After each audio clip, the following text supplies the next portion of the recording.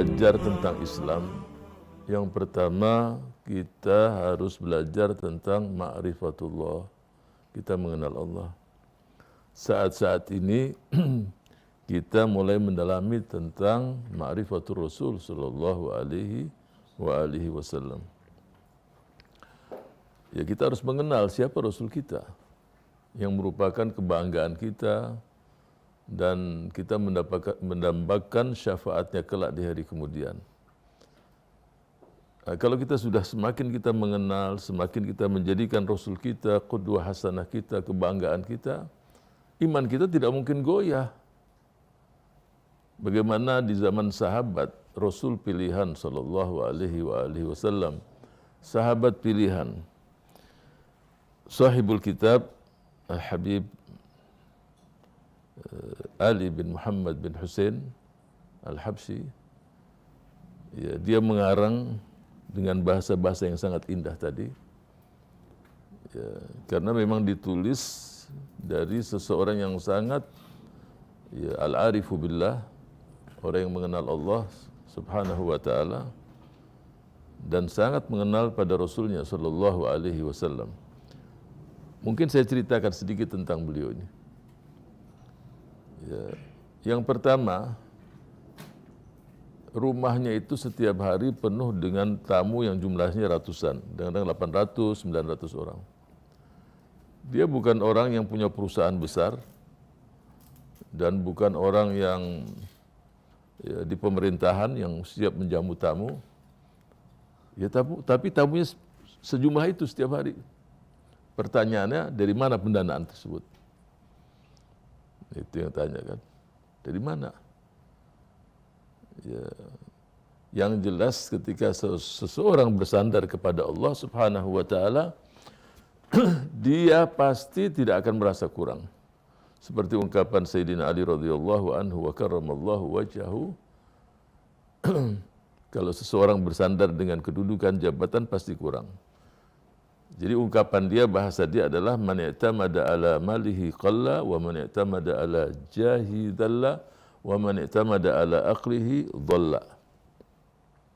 Barang siapa yang bersandar dengan harta, dia mengatakan bahwa harta saya mampu menjawab semua masalah, menyelesaikan masalah, pasti kurang juga. Dan barang siapa atau seseorang bersandar dengan kedudukannya, jabatannya, pasti dia akan hina. Kapan hinanya? Ketika dicabut kursi tadi. Ya.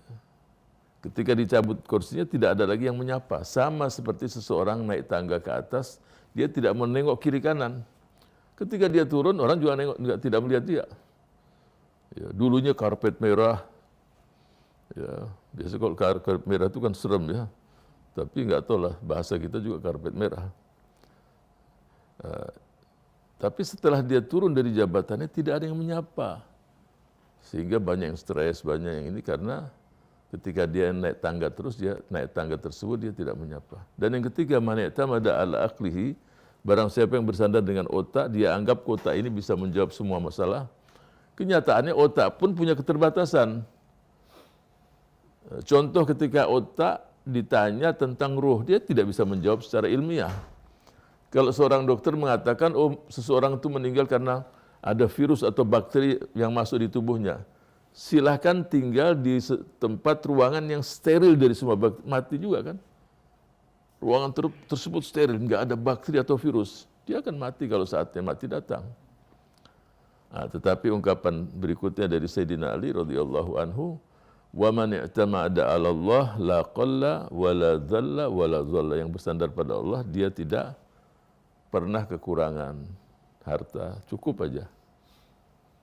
Dan dia tidak pernah hina karena dia bersandar, yang pertama bersandar dengan zat yang maha kaya, Allah subhanahu wa ta'ala. Yang kedua bersandar dengan zat yang maha agung, yang mulia, pasti akan memuliakan orang tersebut. Dan yang ketiga bersandar dengan zat al-hadi yang selalu memberikan petunjuk. Jadi tamu yang saya sebutkan tadi 800, 900 ya terus ada. Wallahu alam, rizkinya pasti ada dari Allah.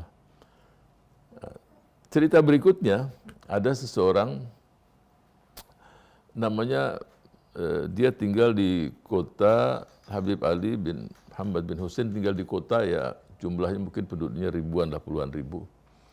Ada dari desa ini orang ingin mengawinkan anaknya. Mengawinkan anak putrinya, nggak punya uang. Dia mendatangi beberapa orang kaya di kota tersebut, tidak terima. Ya mungkin bentuknya bantuan, pinjaman, dia tidak mendapatkannya. Lagi dia bingung kemana, dia lihat, pas dia di depan rumahnya, Sahibul Kitab ini, Habib Ali ini. Kesempatan ini. Masuklah dia. Ketemu. Dia ceritakan kondisi dia akan menikahkan anak, dia ingin mencari bantuan. Ya namanya manusia, pas itu Habib Ali juga nggak punya uang. Terus dia melirik ada satu karpet yang digantung. Kalau digantung berarti mahal sekali itu. Yang dibuat dari tangan tuh biasanya. Itu mahal tuh. Terus dia bilang, ini aja dijual. Ini pasti dapat uang ini. Ya udah ambil. Kata Habib, ambil aja udah. Dia ambil sama dia, jual di pasar. Orang rebutan, sebab itu buat hiasan, bukan dipakai sholat. Karena mahal sekali. Ya, kerjaan tangan dia. Kalau ini kan mesin semua. Rebutan. Salah satu pembeli itu, wih ini bagus ini. Ini kalau saya hadiahkan Habib Ali, bagus sekali. Itu melihat skenario Allah. Jadi yang beli itu dia ingat ini barang bagus. Sudah dia dapat uang dengan harga yang bagus. Terus ada yang beli, langsung habis beli dijual lagi. Dia baru aja dikasih orang, dia dapat lagi di rumah. Setelah 2-3 bulan dari kampungnya dia datang, bawa hadiah habis nikahin anak, cukup buat nikahin anak itu karpet tersebut. Terus dia lihat ada lagi barang itu di situ. Barang yang dia jual tuh sudah bukan lagi baru datang, sejak dia dari pasar itu besoknya udah ada yang bawa ke situ. Nah, ini saya ceritakan, masih banyak cerita yang lain tentang beliau, tapi saya kembali kepada yang pertama. Saya tidak mungkin jelaskan satu persatu karena semuanya panjang ini.